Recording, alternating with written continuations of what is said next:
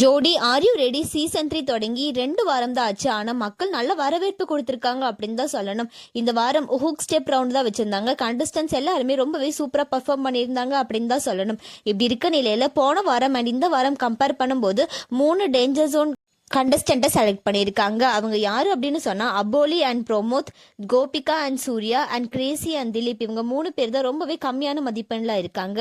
இவங்க 3 பேர்த்துல யார் எவிக்ட் ஆயிருக்கா அப்படின்னு சொன்னால் கிரேசி அண்ட் திலீப் தான் எவிக்ட் ஆயிருக்காங்க. திலீப்போட அம்மா ரீசெண்டாக தான் இறந்தாங்க.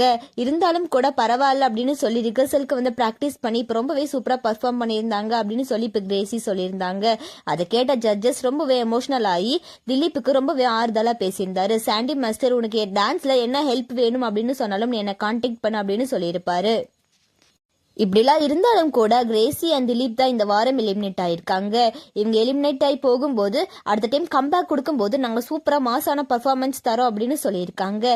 கிரேசி அண்ட் திலீப் எலிமினேட் ஆனதை பற்றி உங்களோட கருத்துக்களை கமெண்ட்ல சொல்லுங்க. இவங்க 2 பேர்த்தோட பேர் உங்களுக்கு பிடிச்சிருக்கா அப்படின்னு சொல்லி கமெண்ட்ல சொல்லுங்க. அண்ட் இந்த மாதிரியான அப்டேட்ஸ்க்கு நம்மளோட சேனலை சப்ஸ்கிரைப் பண்ணிக்கோங்க.